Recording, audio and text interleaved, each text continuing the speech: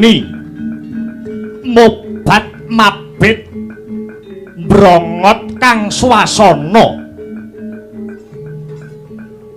genining kacintrakan genining asmara genining kahanan mubal babal aning jagat raya rina pantaraning wengi kang ana mung swasana geger daredah minggahe panca bakah katresnan kang sinungging ing ludira dudu sapa sing teka dhisik nanging sapa sing betah selawase.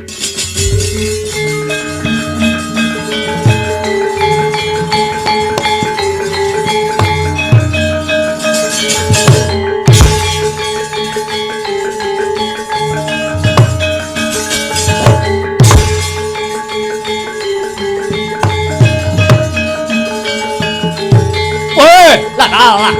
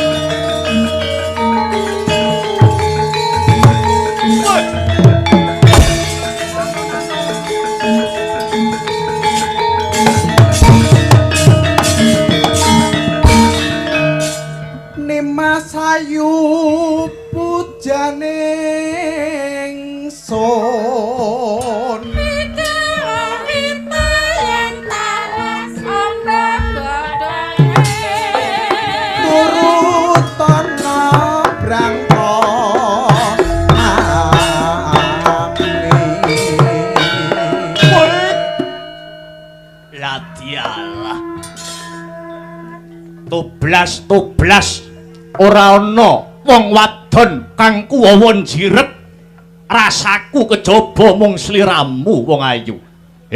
Endang lara temon tambanana brangtane Prabu Yaksa Durgangsa ratu saka ing negara Arga Bentar iki yayi mara madhepapun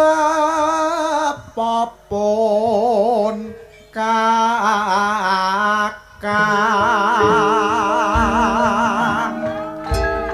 jogi beku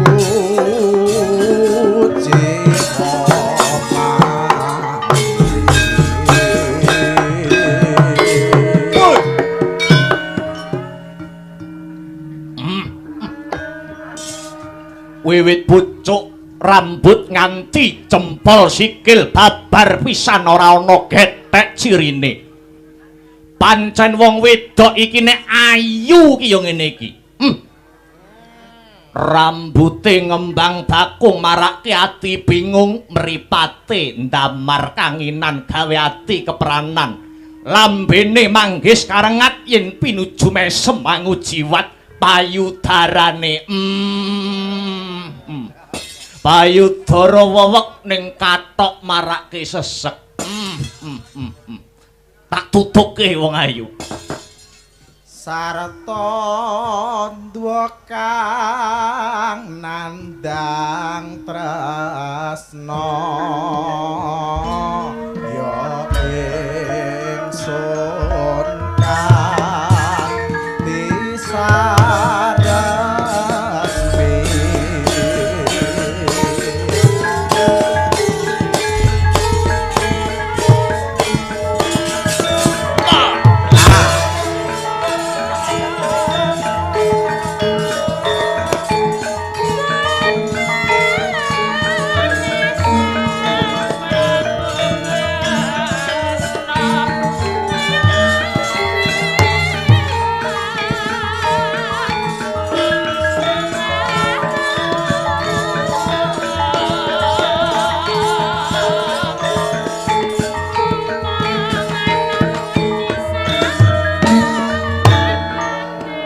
wani ing kalbu jantung atiku endang lara temon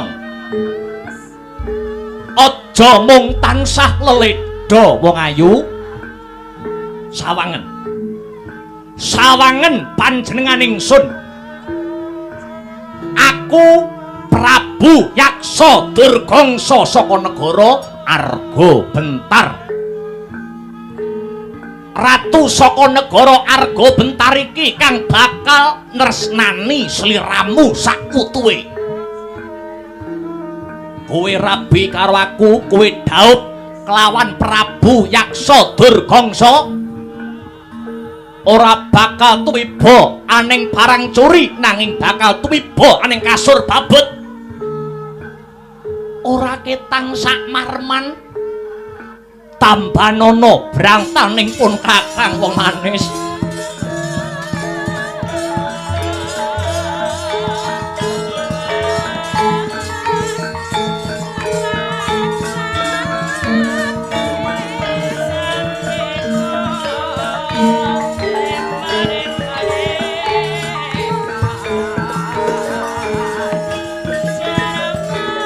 Lara temon ingkang lara temon putri sekaring kedaton negara Dwarawati lara temon aja mung tansah ledha wong manis tampanana brangtanipun kakang Ratu Arga Bentar Prabu Yaksa Durgangsa lara temon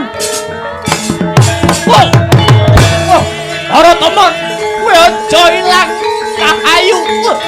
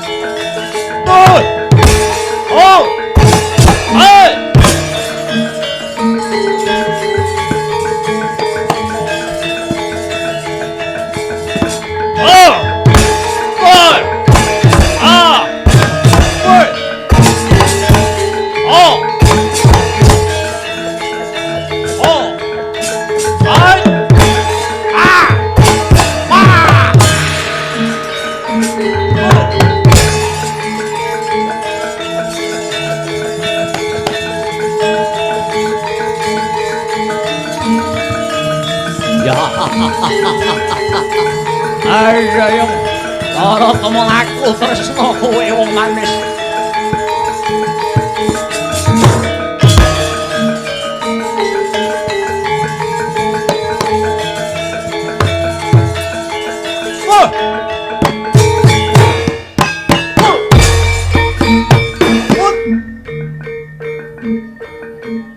arep kowe ndelik ana lak-lakaning naga bakal tak tututi wong ayu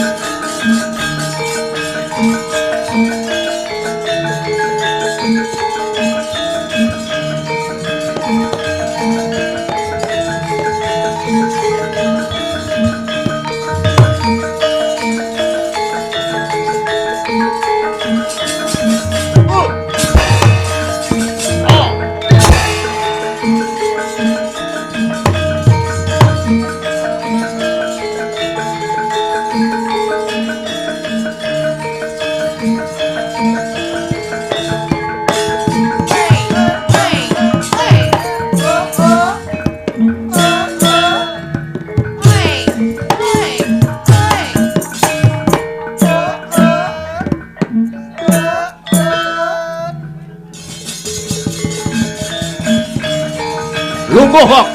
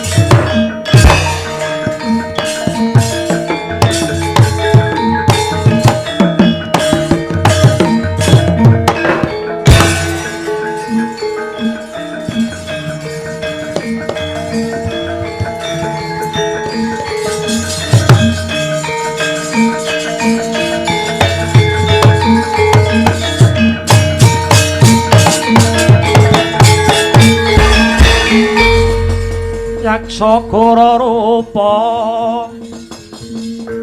Risedeng Nalendra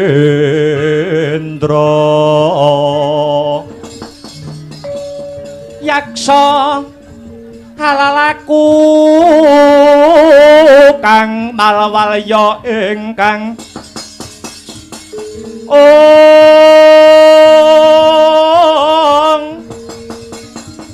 gambira marangah-rangah ngisi siyung metu Prabawa Gura mawalian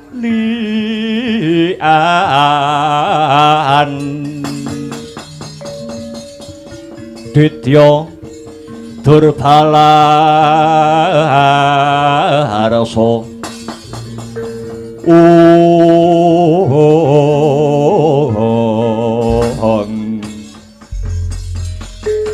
Arca manik sejati ning alam kang tinuding jagat. Togok kawula wonten tinimbalan ingkang adawuh sinuwun. Sinuwun kula ing negari Arga Bentar, sinuwun Prabu Yaksa Durgangsa. Belung siap bose.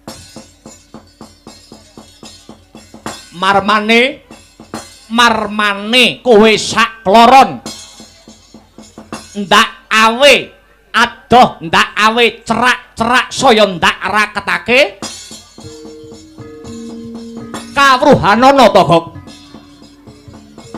kalamunta dina sak mengko sesembahanmu iki Prabu Yaksa Durgangsa nembe ke taman Kunjana Papa Gok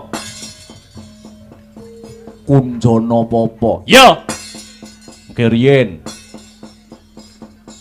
Kunjana niku tegese edan. Papa niku tegese lara. Lara edan. Jenengan Prabu Yaksa Durgangsa kedanan kalian sinten lho sinuwun? Kok, Nun, kok, Nun. Kowe takon aku kedanan karo sapa? Apa to pancen kaya mangkene iki to Gok? Rasane kedanan karo wong wedok ki apa ya kaya ngene iki? Kirangan. Kula niku sakjeke urip niku mboten nate kedanan kalian wong wedok. Mila menawi jenengan niku tanglet rasane kedanan karo wong wedok kula nggih mboten ngertos rasane kaya piye niku mboten ngertos. Loh, dadi kowe iki wis gerang daplok kaya ngono kuwi ya babar pisan durung nate gandeng karo wong wedok. Blas dereng. Pun kula losne pisan urip kula niki.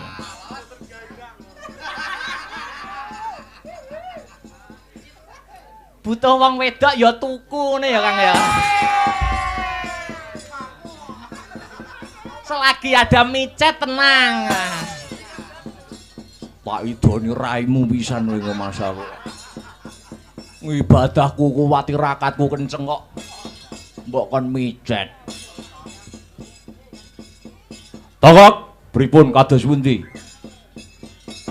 Rasane kunjana apa utawa kedanan karo wong wadon kuwi paribasane mangan ora bisa krasa enak. Ngombe ora bisa ngrasake seger, turu ora bisa ngrasake angler. Bisa turu wae keturon, keturon sedelo wae kimpenan sing tak edani kok.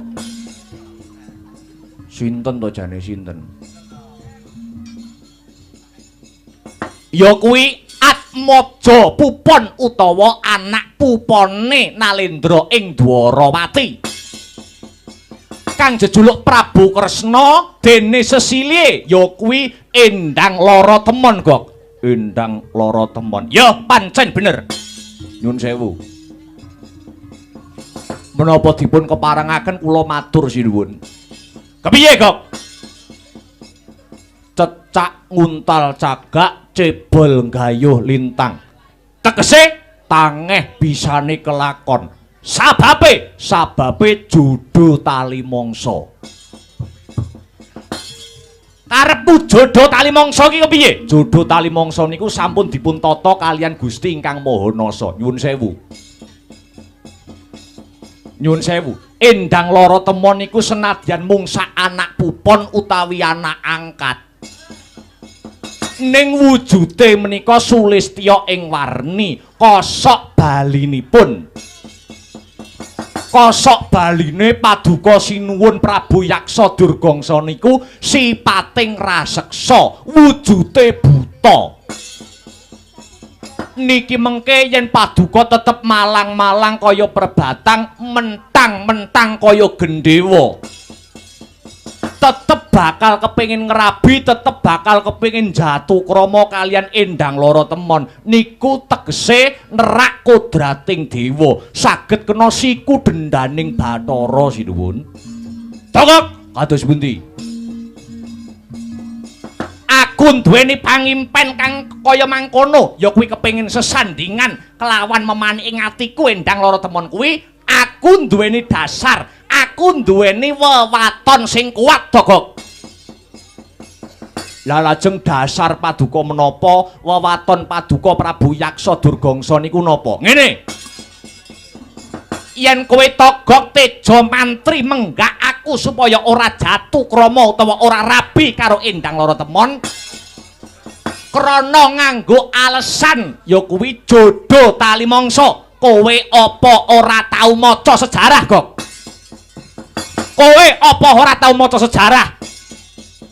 Mbiyen Ratu Ngalengka jejuluke Prabu Dasamuka ya Sang Rahwana Raja. Kuwi wujute raseksa, kuwi wujute ya buta. Ning ya duweni bojo widodari kang sesilie Dewi Tari ya Dewi Antari. Banjur ana meneh adine Prabu Dasamuka sing jenenge Raden Kumbakarna. Kuwi ya wujute buta, kuwi wujute raseksa kaya barongan. Ning garwane ya sesilih Dewi Keswani, kuwi wujute widodari utawa Hapsari. Dadi cekak cukupe yen kowe menggak kekarepane Prabu Yaksa Durgangsa nganggo dasar jodo tali mangsa, rumangsaku aku ora mathuk, Prabu Yaksa Durgangsa ora gathuk kok. Sinuwun. Piye? Prabu Dasamuka dalah Raden Kumbakarna menika saged kagungan garwa widodari ingkang Sulistya ing warni sing ayu rupane niku dipun sebabaken nggadahi lelabuhan utawi dharma ingkang ageng tur ya kesinungan kasekten kang linuwih. Mila diganjar kalian para dewa, dewa menehi wujuding ganjaran, wujute widodari kala wau. Aku ya duwe kekuatan kok, aku duweni kasekten, kowe aja ngremehke Prabu Yaksa Durgangsa. Aku duweni wadyabala kang jangkep, slendro kang dadi rasaku, slendro sing dadi jiwaku. Malah wis dadi bunder kepleng kang dadi tekate Prabu Yaksa Durgangsa ratu saka negara Argabentar. Yen nganti Prabu Kresna bapak endang lara temon orang lilani anake dadi Jatukramaku. Negara Dwarawati bakal tak dadekke segara geni kok.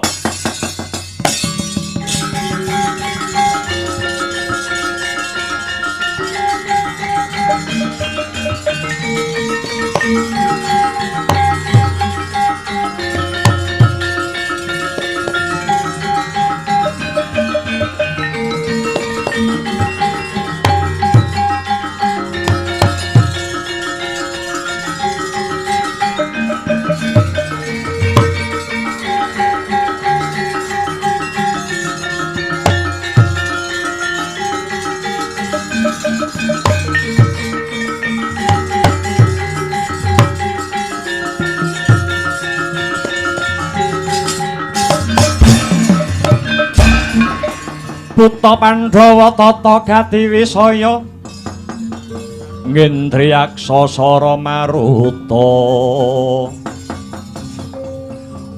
pawana bana margana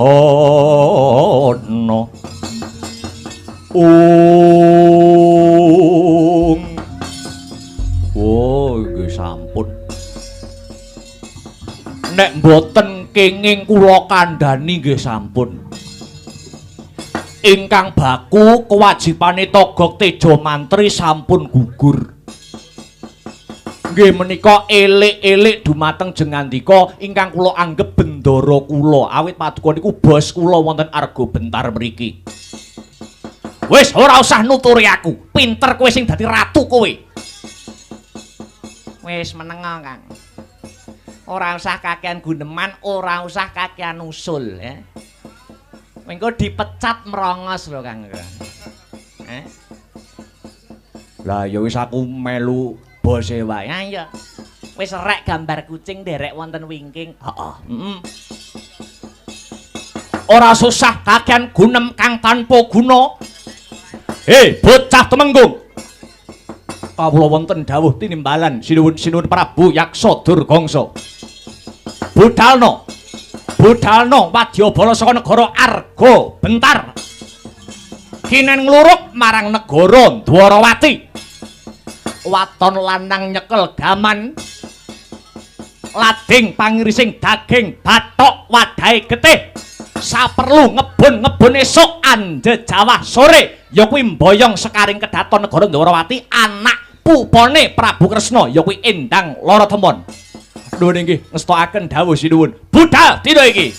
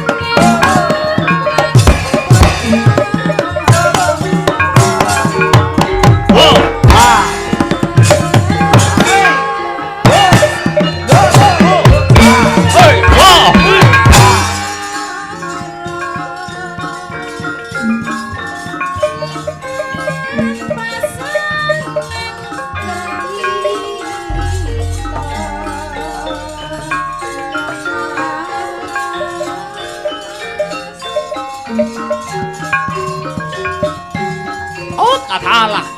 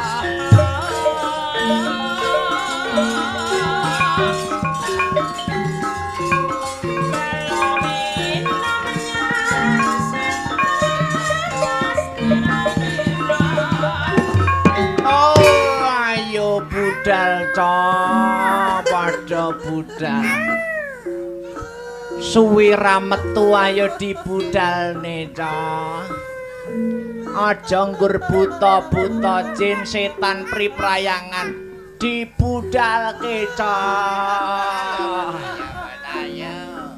ayo budal golek mangan yo ning warung yo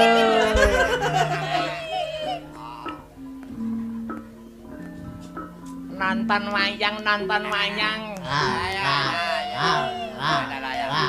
jagong manten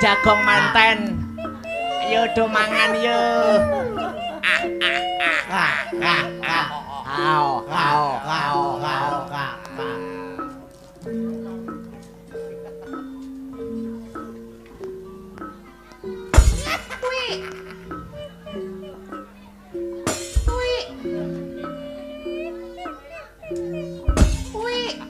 Dewe Bung Cina, Dewe Bung Cina.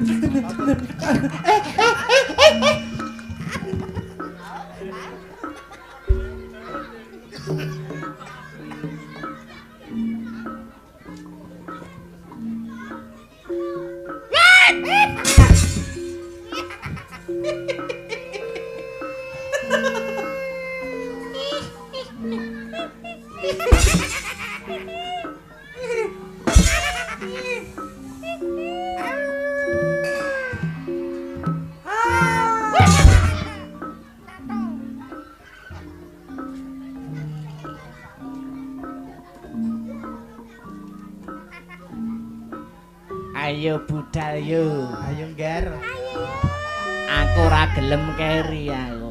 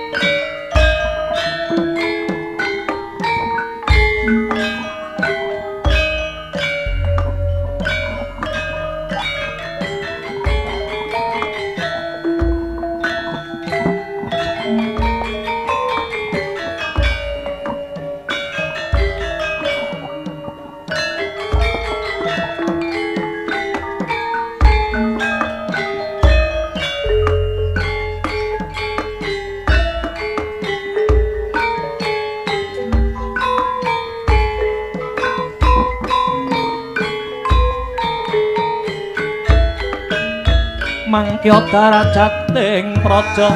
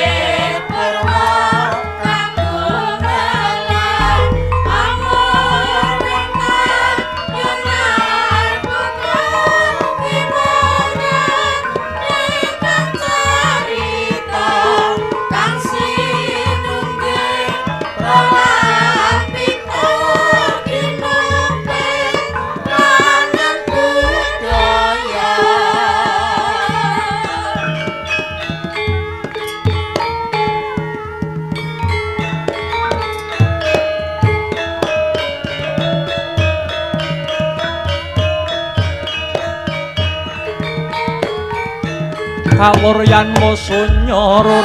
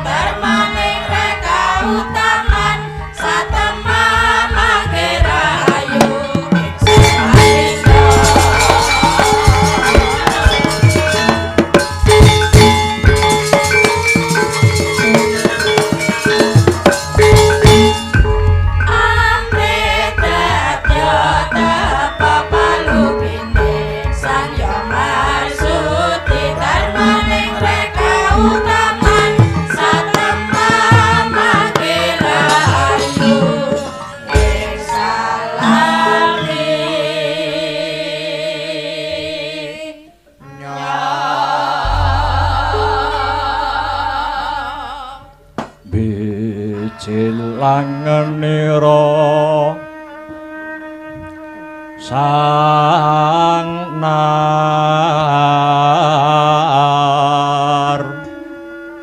pati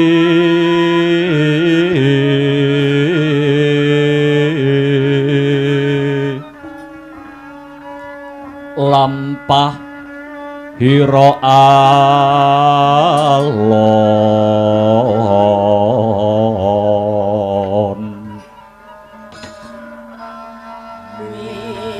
cilangan nira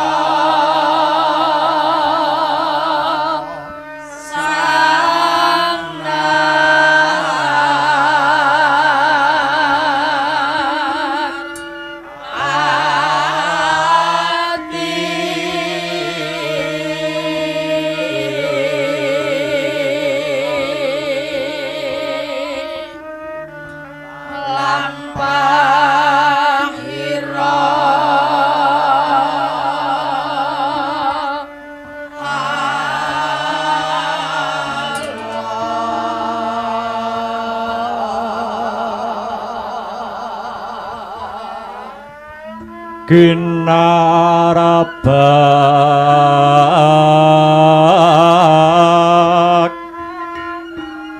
padaya warna nira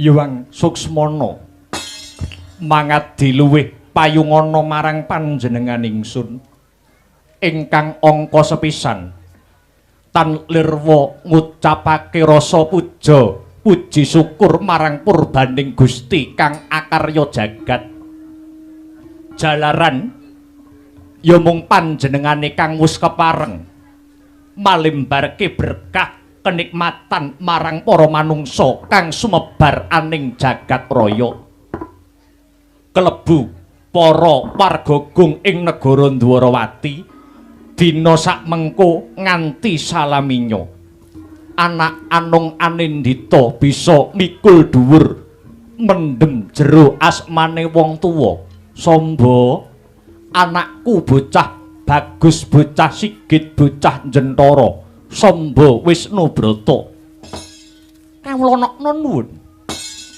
wonten tinimbalan ingkang adhawuh Kanjeng Rama Diwaji miji dumateng sowanipun ingkang putra ing Parang Garuda kula pun Samba Wisnubrata piyaki kula wonten dawuh tinimbalan Dupaka Prabu Jimat pepundhen kula donya prapting delahan sawetara dikepenake anggone padha lungguh yodi awit panjenengan ingsun ora bisa wawan pangandikan kanthi pratitis kelawan jeneng sira Yayi lan jeneng sira Samba.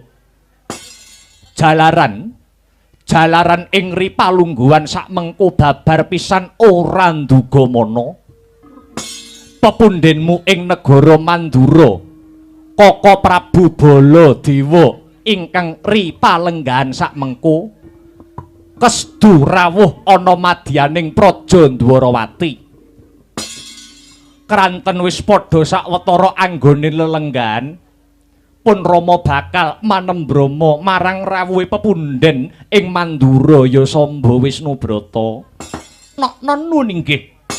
Rama Dewaji sasana saha wanci kula aturaken dumateng Paduka Rama Dewaji anggenipun badhe manembrama dumateng rawuhipun Wa Prabu Mandura Prabu Baladewa. Duh Kaka Prabu jimat pepundhen kula donya prapting delahan. Duh Kaka Prabu Baladewa sami wilujeng rawuhipun jeng Kaka Prabu wonten ing Praja Dwarawati mriki. Duh Kaka Prabu. Lah dalah. Ya. Yah Kresna, yah. Nir ing sambikala praptaningpun Kakang. Saka omah Mandura nganti tekan Dwarawati tansah pinayungan karaharjan dening Gusti Kang Maha Wikan.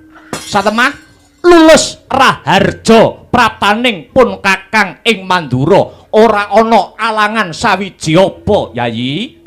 Nuwun inggih Duh Kaka Prabu. Puji syukur marang purbaning Gusti ingkang Maha Luhur. Keparenga kula ngaturaken pasegahan panakrami pambagi mugi kunjuk dumateng Kaka Prabu Baladewa. Alah dalah, iya to Yayi, iya.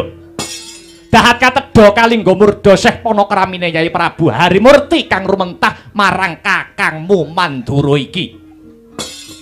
Kosok wangsul Yayi. Konsok wangsul puja pangestawanipun Kakang Mandura wae tumrapa marang jeneng sira Yayi Danardana. Nok-non nuwun inggih Duh Kaka Prabu. Gorawalan anggen kula mundi kapetekaken wonten ing jaja rumeketing Wardaya miwah honorah daging kayuwanan. Sumangga Kaka Prabu kula aturi lenggah ingkang prayogi. Iya Kresna, iya. Ndak kira wis ora kurang prayoga lenggahipun Kakang Kresna. Nuwun inggih Kaka Prabu, monggo dipun sambi sakwontenipun. Ya, matur nuwun, matur nuwun, matur nuwun. Wa Prabu Mandura kula sembah pangabekti kula kunjuk wonten Wa Prabu Baladewa. Samba iki nuwun inggih Wa. Ya, heeh, parang Garuda banget panarimanipun Wa. Karya bombong Birawa jroning nala parang Garuda. Ora liwat Pakmu Gedhe Mandura pangestune tampanana bocah bagus Samba. Inggih. Kula pundi saengga jimat paripih andayani dumateng widadaning sedaya para kadang ing Praja Dwarawati. Iya Samba iya. Monggo kula aturi lenggah ingkang prayogi Duh Wa Prabu. Iya Samba, ora kurang prayoga lenggahipun Wa Mandura. Kaka Prabu Mandura. Leh, sapa iki kretak-kretek ket mau iki? Kula ingkang rayi pun Setyaki. Oh, Setyaki. Nuwun inggih. Piye Setyaki piye? Sak lenggah paduka kepareng kula ngaturaken pangabekti mugi kunjuk wonten sandhap pepada paduka Duh Kaka Prabu Baladewa. Alah, mbok iya to Setyaki, mbok iya. Tak tampa. Tak tampa bener becik gawe suka renaning penggalih. Gambira marwata suta jroning nala. Ora liwat Setyaki. Pangestunipun Kakang tampanana ya Setyaki Singa Mulang Jaya. Nuwun inggih ngestakaken dawuh kula tampi tangan kalih kapetekaken wonten ing jaja rumeketing Wardaya miwah honorah daging kayuwanan kula Duh Kaka Prabu. Setyaki Singa Mulang Jaya. Kados pundi? Kowe rak ya waras wae to Tyaki? Dalem. Kowe rak ya awake do sehat wae to? Inggih. Pangestunipun senadyan to kula ora dilerek-lerek menika pinaringan bagas waras. Nah, sing penting ya kuwi Tyaki. Wong urip ning alam donya iki sing penting awake sehat, awake waras. Ngono? Awake dhewe iki apa? Saiki apa to gunane bandane pirang-pirang? Omahe tingkat magrong-magrong tetumpakane akeh ning nek bendina dikupeng saking lelara, saben dina rina pantaraning bengi dikupeng saking penyakit. Ya ta? Bendina dikupeng saking lelara, dikupeng saking sakit, terus apa gunane? Rak ya ngono to Setyaki. Lho niki lakar kados mekaten Duh Koko Prabu. Ayo. Iya. Dadi waras ki penting, sehat kuwi baku. Saya-saya kahanan sing kaya ingri palenggahan sak mengko iki. Awake dhewe kudu bisa njaga marang kesarasane awak. Aja nganti kena lelara, saya-saya penyakit kang mapane ana ing jero. Kuwi penyakit dalam, kuwi biyuh tamban-tambanane angel tur ya regane larang Setyaki. Pripun? Piye? Pripun kados pundi kala wau ngendika Paduka? Wong ki aja nganti kena karo penyakit utawa lelara, ya ta? Merga penyakit mau utawa penyakit sing mapan ana jero kuwi angel tamban-tambanane tur to ragate ki ya larang. Heh? Napa nggih? Saiki gagasan penyakit sing mapane ana ing jero ki apa bae? Liver, jantung, ya ta? Kencing manis. Kuwi tamban-tambanane larang tur to marine ya ongel. Beda karo penyakit sing ning jaba, penyakit ingkang mapan wonten Jawi.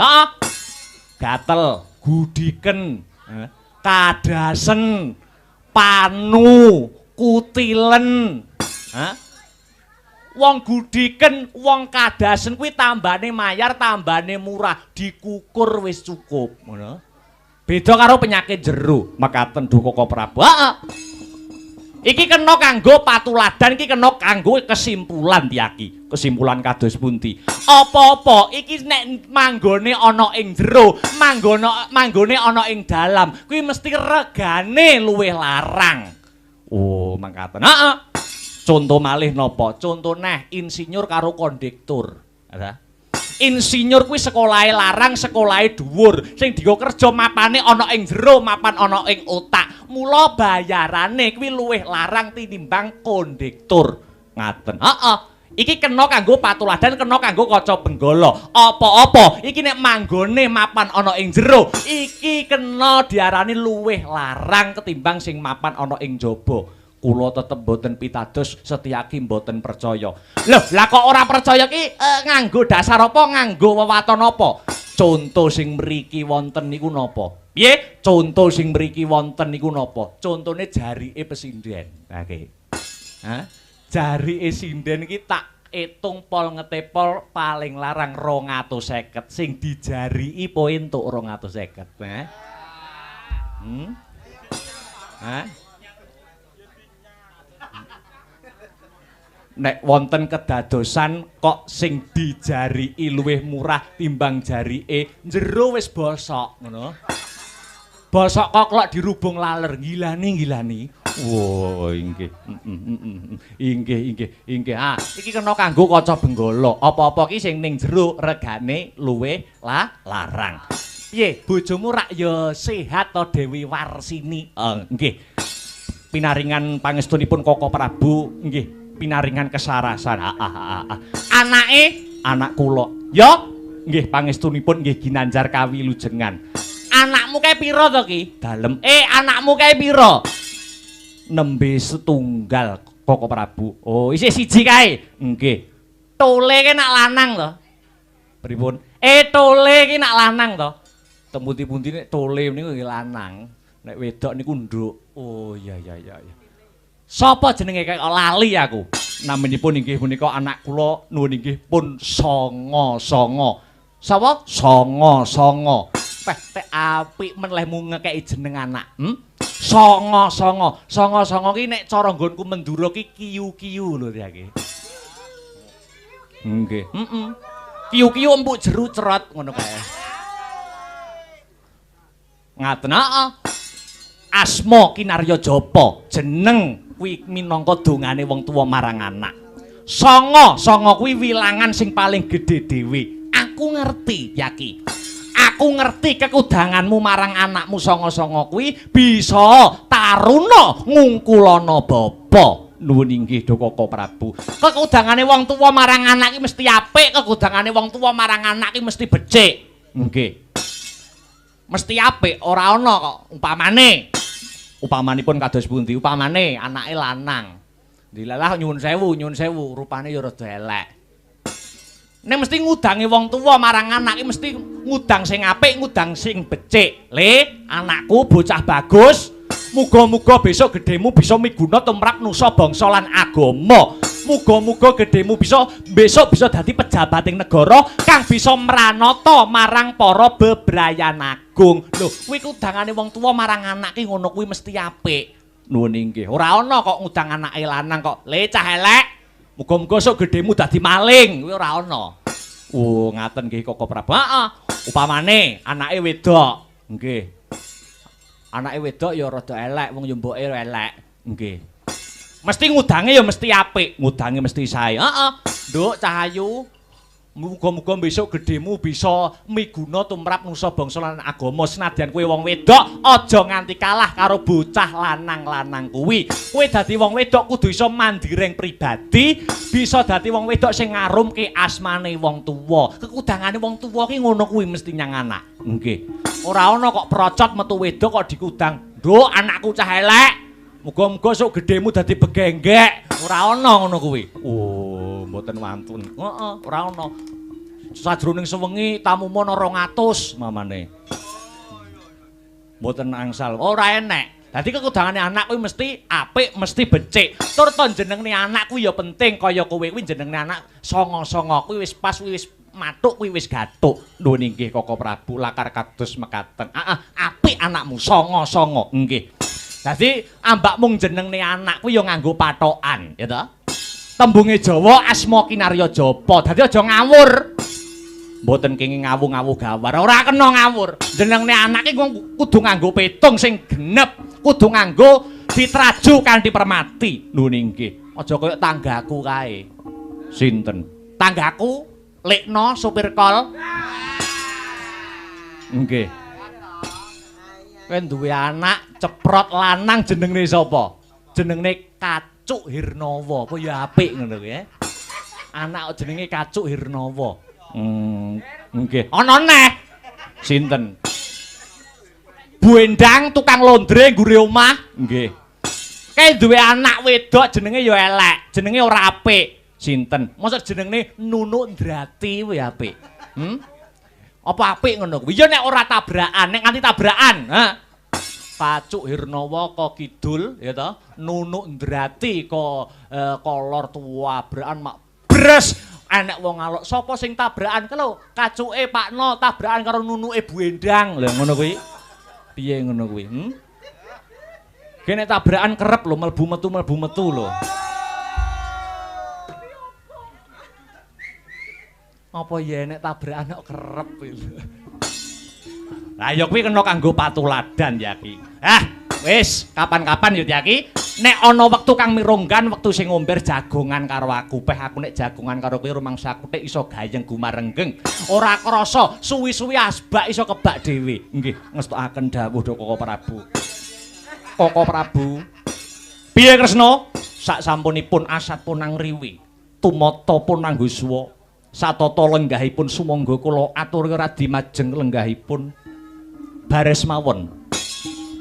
Andadosaken kagiat sajroning manah kula slendra ingkang raos dene dinten sak mangke jengandika Koko Prabu Baladewa kesdurawuh wonten madyaning praja Dwarawati kendhih kumrungsunging galih kesuk panata ling kalbu daya-daya uninga jatining karsa punapa darunaning paduka Koko Prabu tindak dhateng praja Dwarawati mriki do Koko Prabu. Permara reh mangos womyong ambrengeng kadi karunaning kaswasih ring marga memalagung risang gandha wastrat maca leng-leng lalu mangulati surya mangrangsang wayah surya mangrangsang wayah umyus amara wayahanto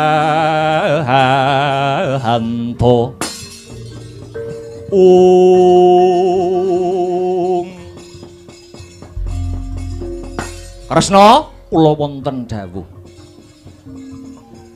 Prabanipun Kakang ing Mandura ingkang angka sepisan kepingin tilik kayuwanane Yayi Kresna sumrambahe para warga Gong ing negara Ndwarawati. Puja lan puji syukur kang jero marang Gusti Kang Mahanasa yen to kabeh tansah ginanjar kawilujengan kang sarta kebagaswarasan. Ewadene kang angka 2 pun Kakang ngaturake alam oneng. Apa to tegese alam oneng, alam kuwi tembung lawas, oneng kuwi tegese kangen. Awit wis sawetara panci ora bisa wawan pangandikan kane Pratitis kawan jeneng sira Yayi Harimurti.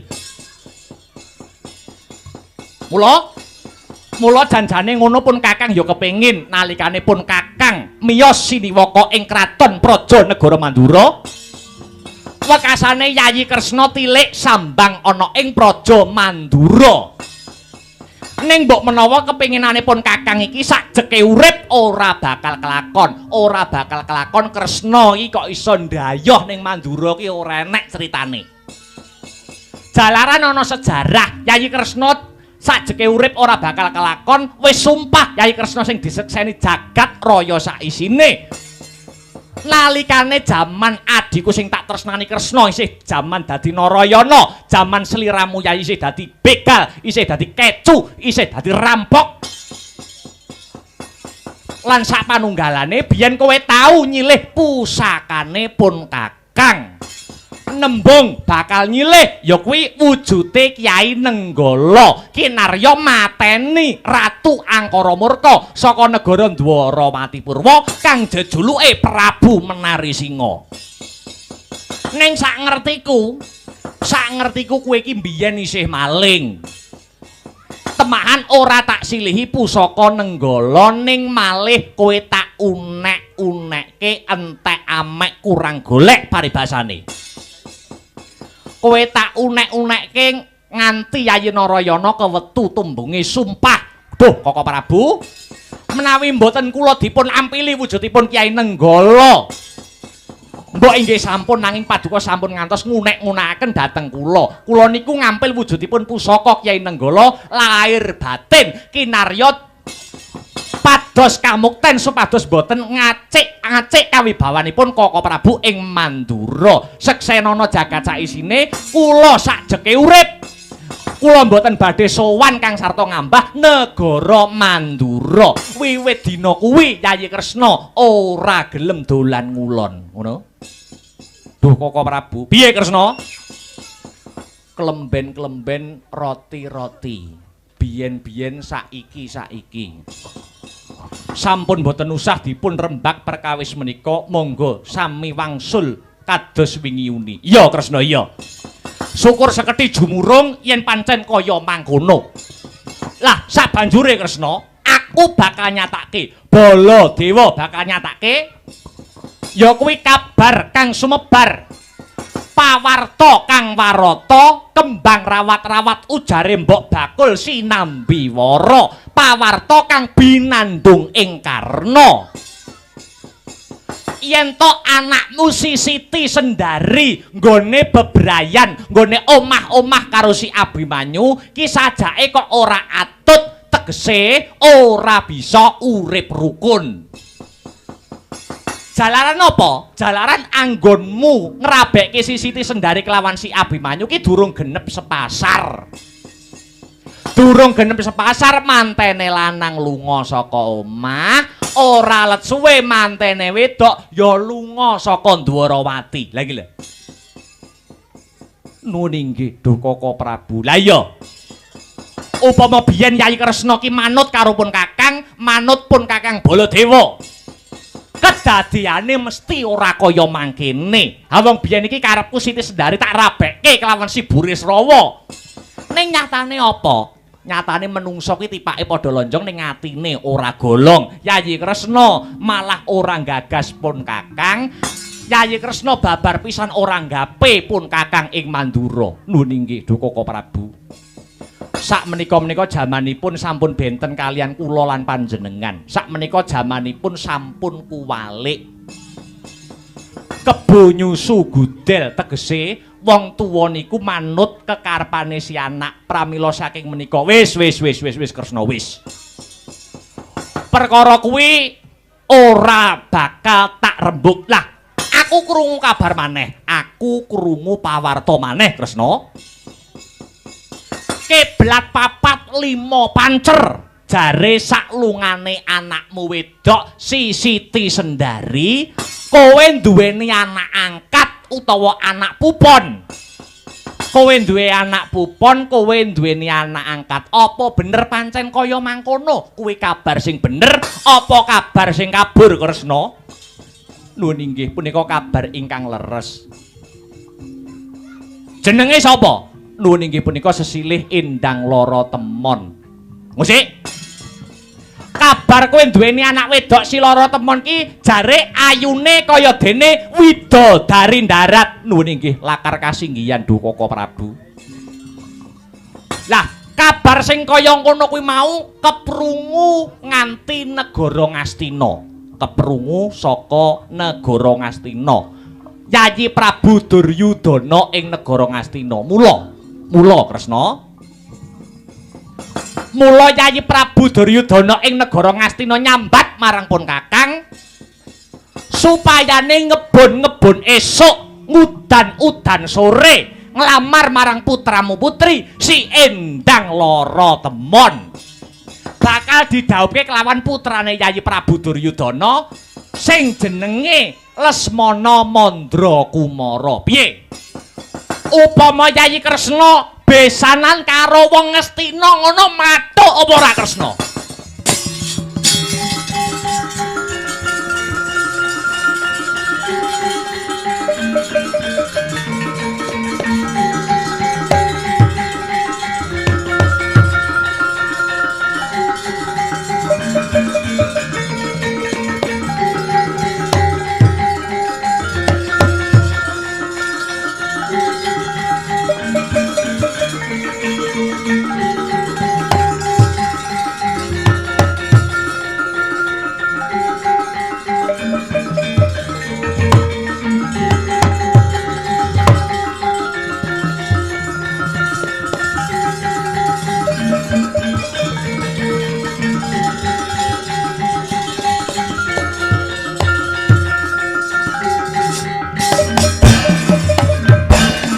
Leng-lenging driya mangu-mangu mangungkung kanduhan rimang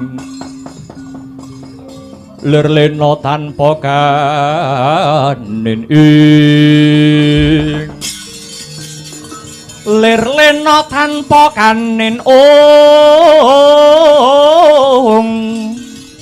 yen tantulusa yen tantulusa mengko sangdyah utama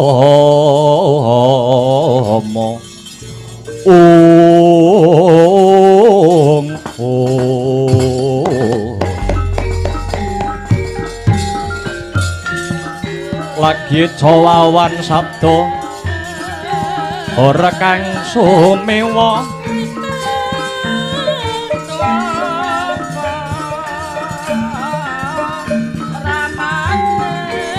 wonten dwirata makta pedhot ing mantilan kathah samya narka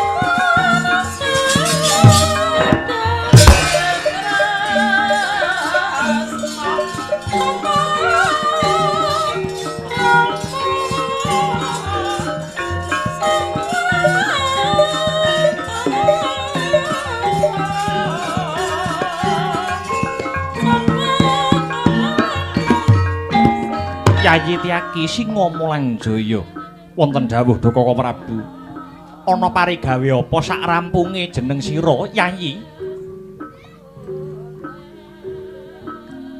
nyawang marang kahanan kang ana ing jaba ngabyantara ana ngarsaning sun lho inggih keparang matur Dukaka Prabu wonten geger ing pasiban jaba geger lakar kasinggihan apa ana dwirada pedhot saka wantilan singa mijil saka kerangkeng kuda kang tilar pandengan gedhe-gedhene ana parang mungka kang anempuh yuda duh Kaka Prabu geger wonten pasiban Jawi awit wonten praptanipun Ki Lurah Petruk dalah pun Bagong ingkang badhe ngadhep wonten ngarsanipun Paduka Sinuwun mangkono Setyaki nok nggih yen mangkono wene ana marga supaya munggah ana setinggil kawula nuwun inggih senika ngestaken dawuh Dukaka Prabu.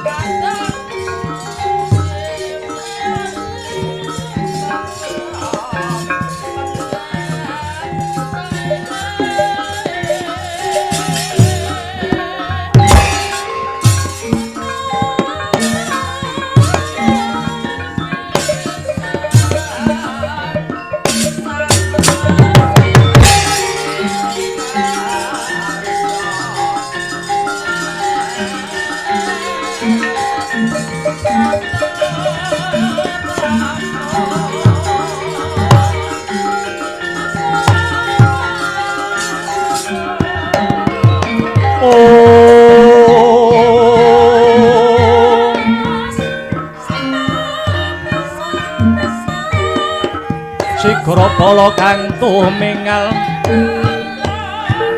perang campa samya medali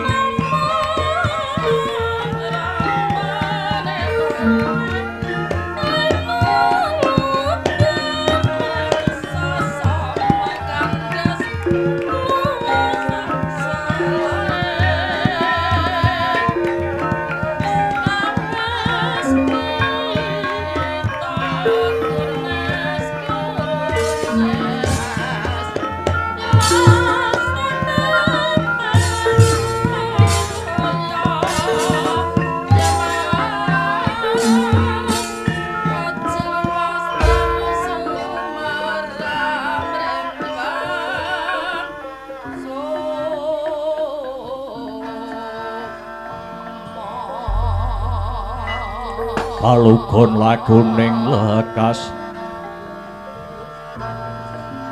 lo kita linuting kidung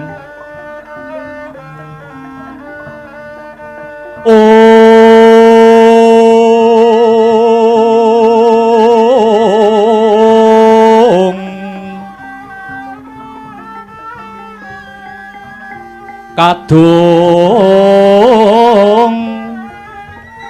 kadarang omong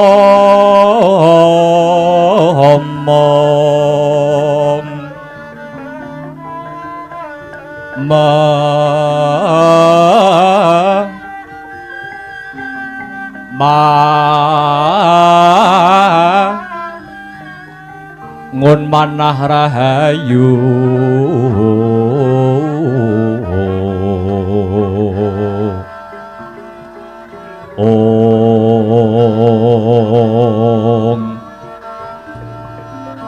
ayu ana tan akolong gumolong manadukara ong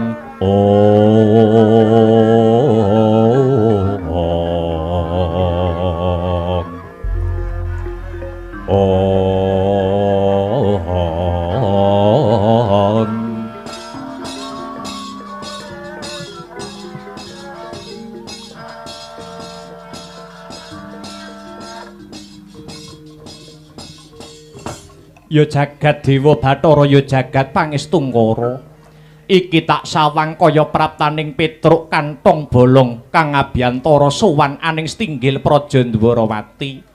Padha becik sak tekamu ana negara Dwarawati kene Petruk. Nggih. Lampah kula wilujeng wiwit ngantos dumugi ngajeng.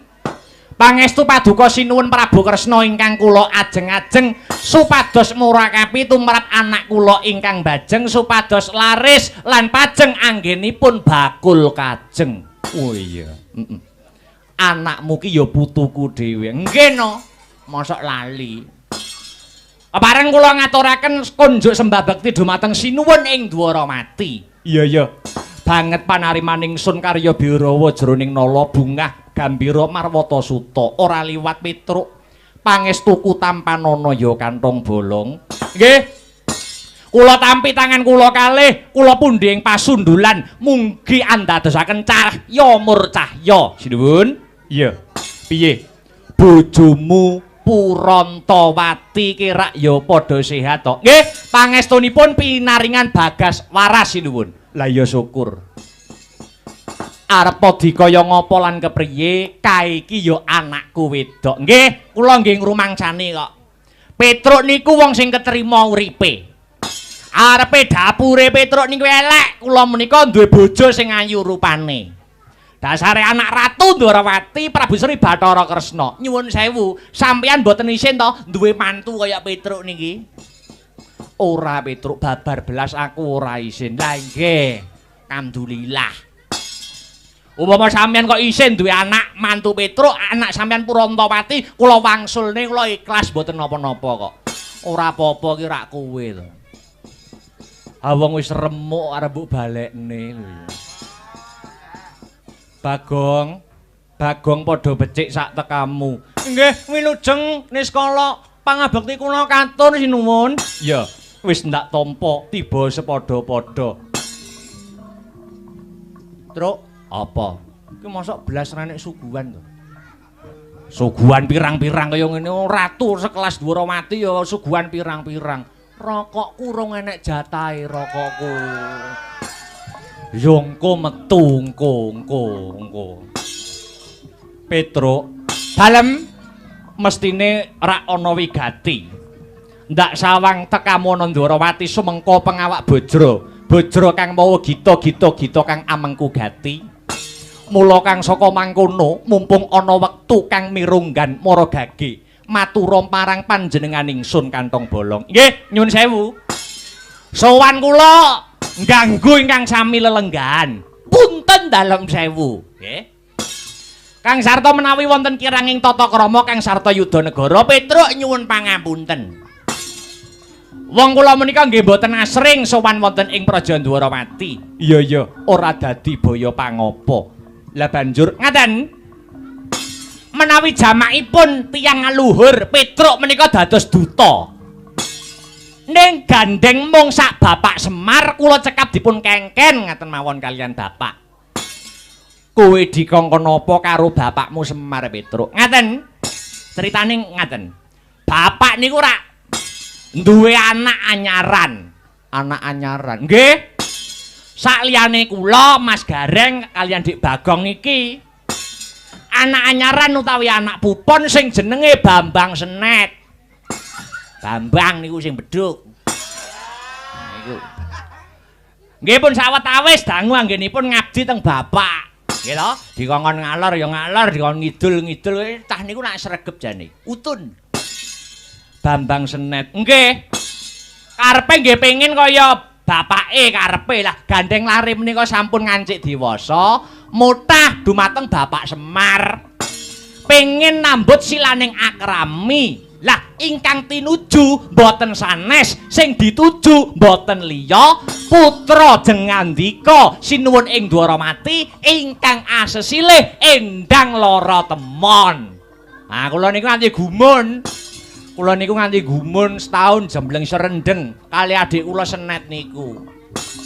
Ing atase bocah ra tau metu omah kok ya mudeng karo bocah wedok, bocah Dwarawati sing jenenge Endang Lara Temon. Nganti kula takoni, "Le, Senet, kowe kok ngerti yen sinuwun Dwarawati duwe anak sing ayu ki saka ngendi?" Jarene saka TikTok jarene. Saka ngendi TikTok namine lara temen ril ngaten. Nganggo ril barang kene. Sajakipun sampun sawetawis sambung senadyan namung sarana piranti. Lah, sowan kula mriki badhe ngebun-ngebun esuk ngudan-ngudan sore, ngaten. Ngebun-ngebun esuk ngudan-ngudan sore dumateng putra paduka. Putra paduka putri Endang Lara Temon.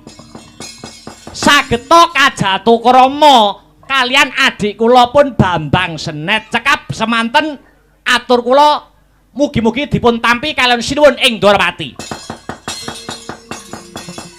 Agyat risang kapirango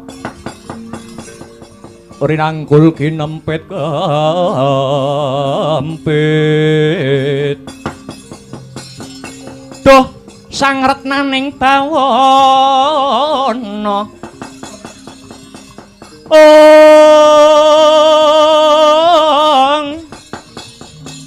ya setukang walang ati ya setukangen sing tias ya setukang kudu garing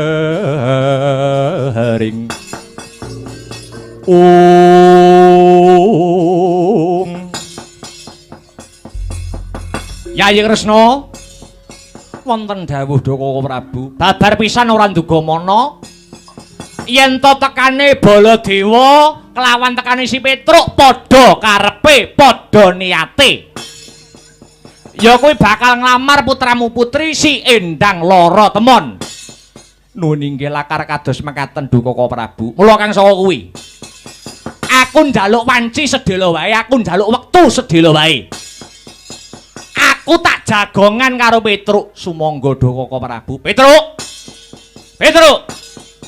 wonten dawuh sinuwun madhep rene pripun madhep rene Sinuwun Kresna menapa dipun keparengaken kula ngungkuraken paduka sinuwun Ndorowati ya ora dadi pangopok paton ora ninggal duga lan prayoga Petruk nggih madhep rene Petruk.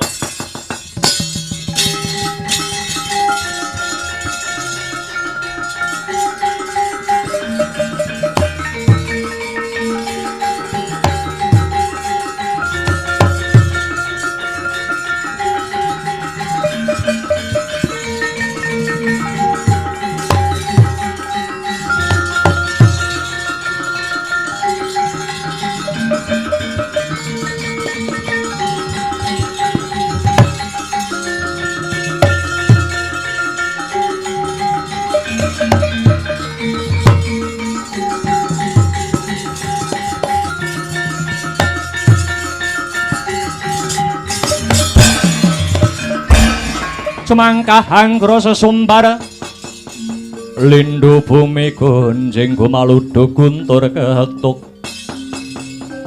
umop kang coloni di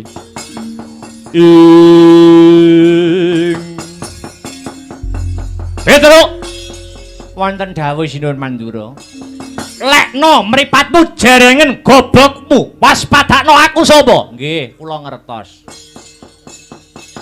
ngertos paduka menika sinuwun Mandura Prabu Baladewa mripat kula niku mboten wuta kuping kula niku mboten budhek mboten sah banter-banter mboten sah seru-seru lajeng kersanipun menapa kok Petruk kinen madhep sinuwun Mandura sumurupa Petruk mangertiya menawa tekane Baladewa ana negara Ndorowati kene iki padha karo kekarepanmu mula dina sakmengko supaya rancak anggonku dadi dutane wong Astina ngrabekke Lesmana Mandra Kumara kelawan Endang Lara Temon kowe mulya aja bebarung sinang yen kowe ora duwe dhuwit tak sangoni pira butuhmu ning tak jaluk kowe mulya Petruk Minggata ora susah dadak rewa-rewa kepengin ngrabekke adimu si Senet kelawan si Endang Lara Temon putri Ndorowati. Nyuwun sewu. Kula niki ngrumaosi kok Sinun, Petruk ki wong melarat. Petruk ki wong ra duwe. Ning kapribadane Petruk jati diri kula niku mboten kenging ditumbas kalian arta, ngaten. Nyuwun sewu. Panjenengan rasa kemlinti, ngaten. Dupe sampeyan niku wong sugih, iso semenang-menang kalian wong cilik kaya kula ngaten iki. Kula ken lunga. Kowe njaluk sangu pira tak sangoni, kowe ndang minggato. Aja ngreget-ngregeti kene. Niku lara ati kula, sakit hati kula. Ngaten? Jalaran apa? Panjenengan iku dadi wong gedhe, panjenengan iku dadi ratu, panjenengan iku dadi pimpinan. Nek mboten wonten pambiyantune wong-wong cilik kados Petruk ngaten niki, tangeh kelakone sinuwun. Tangeh kelakone. Sampeyan ampun dak sia, sampun mentala kalih wong cilik kados Petruk ngaten niki. Ngelingono. Ngelingono. Sampeyan biyen nalikane jaman kepengin entuk jabatan, pengin entuk swarane wong akeh, nyedak-nyedak karo wong cilik. Kados Petruk ngaten niki, nggih to? Nyedak-nyedak karo wong cilik nyumbang kono nyumbang kene pamrih ben entuk swara. Bareng sampeyan niku dadi ratu tenan, ngrasake lungguh kepenak banjur lali kalian wong cilik. Niku patrape pimpinan model kaya apa sampeyan ngaten niku? Nek pas butuh wae sajake apik melipit karo wong cilik. Bareng wis lungguh ngedengkrang jigang. Bareng wis sugih, matane picek donan. Iki dudu perkara keluhan, iki dudu perkara jabatan Petruk. Ning iki perkarane aku duwe karep, kowe aja nunggal karep kelawan panjenengan ingsun. Nggih, monggo-monggo mawon, monggo. Ning sampeyan ampun nyogok batin kula, sampun nyogok batin kula menapa meneh babakan dhuwit. Lara ati kula sinuwun. Kula niki kering rumangsani kok. Kere-kere awak kula dhewe, kere-kere awake Petruk. Ning sak kere-kerene Petruk mboten nate kula niku njaluk dhuwit ning sampeyan. Truk, piye, Gong? Ndang ngantem cangkeme ngono, Truk. Jotos cangkeme wis panas iki, Truk. Sabar innallaha ma'asabirin. Nanging sumurupa, tekane Prabu Baladewa iki ya bakal nggih kula ngertos ora usah dibolar-balani Petruk wis ngerti. Kan? Sedaya keputusan niku rak wangsul dumateng sinuwun ing Dwarawati. Dados panjenengan mboten usah ngusir Petruk, ngoten. Sampeyan dateng mriki niku kalih kula derajate padha. Kok Petruk ngomong ngaten napa? Derajate padha-padha tamune, padha-padha dayoe, padha-padha ngombe wedang sak gelase, ngoten. Senadyan to paribasan kaya betet 1000 anggen paduka ngendika mboten badhe kula gugu nanging seklimah pangandikanipun sinuwun ing Dwarawati niku sing kula gega, niku sing kula estokke. Lah sakniki gumantung sinuwun ing Dwarawati ngendika napa, nggih to? Sedaya niku gumantung sinuwun ing Dwarawati Prabu Kresna. Gumantung rasamu dhewe, gumantung rasamu dhewe, ngaten. Yo. Kowe ora gelem lunga saka kene? Mboten gelem. Yen kowe ora lunga saka kene, iki mengko tegese kowe sing bakal nyerimpeti lakuku. Monggo mawon. Wong jodho niku pun wonten sing ngatur. Nek pancen jodhone si Lara Temon niku kali si Lesmana kula nggih mboten badhe gugat. Ning nek pancen jodhone si Lara Temon kaliyan adik kula pun Bambang Senet, sampeyan nggih ampun gugat ngeten. Sedaya niku sampun wonten sing nata 1 pesti 2 jodho 3 wayu 4 derajat pangkat 5 donya menika wonten panguwasaning Gusti ingkang murbeng dumati ngaten. Tonya raine truk suwen. Sabar, Gong, sabar. Duh, sigit-igit tenan aku. Tardamtu wae. Iki mengko Yayi Kresna bakal luwih ngeboti aku tinimbang ngeboti kowe. Dasare apa? Baladewa iki isih sedulure. Baladewa iki isih warise, tartamtu Yai Prabu Kresna bakal ngeboti panjenengan ingsun tinimbang ngeboti dedapuramu Petruk Kandung Bolong. Lho, lah kula niki napa dikira mboten waris kalian Sinuwun Dwarawati? Kula wau pun matur dhateng Ajeng Petruk niki nalika lakon Petruk nagih janji kula niku dipek mantu kalian Sinuwun Dwarawati, nggih. Lah, tegese kula niki napa? Kula niki isih sedulur karo Dwarawati, isih waris kalian Sinuwun Prabu Dwarawati. Yo, yen pancen kaya ngono ngene wae. Yen kowe ora gelem lunga saka Dwarawati, urusanmu karo Prabu Baladewa. Piye saiki urusane? Tegese kowe wani nantang adarep karo Prabu Baladewa. Entek wedine karewanine. Ayo. Yen pancen kowe mangkono matna sastra Jewa tekaji Jawa antramu. Tak enteni nang njaba alun-alun Dwarawati jembar panggonane.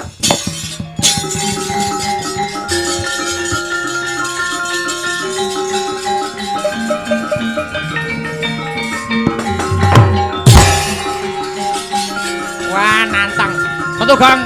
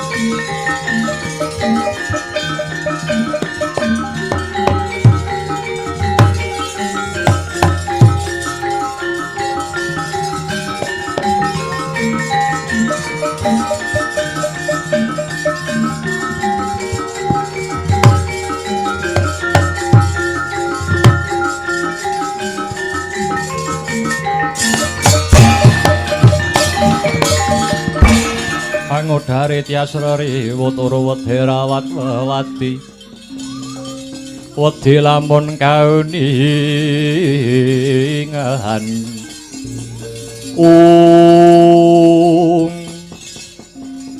Samba lan Setyaki mbok menawa jeneng sira tanggap ing sasmita bab iki negara Dwarawati bakal dadi ajanging Pancabakah sing prayitna lan ngati-ati aja nganti iki mengko mahanane swasana goreh rongeh tumrap para kawula bebrayan agung sak negara Dwarawati Samba lan Setyaki. Lho niki ngestaken dawuh Koko Prabu ngestaken dawuh Kanjeng Rama. Perkara iki bakal tak rembug kelawan anakku si Endang Lara Temon. Muga-muga enggal bisa antuk trontong-trontong pepadang wekasane. Bisa angudari reruting praja Dwarawati. Lho niki ngestaken dawuh. Muga-muga antuk pengasih saka Gusti Kang Maha Asih. Bubarna para wadyabala kang gantung seba. Panjenenganing sun tumuli kondur hangedaton. Lho nggih ngestaken dawuh sinuwun, ngestaken duh Rama Prabu.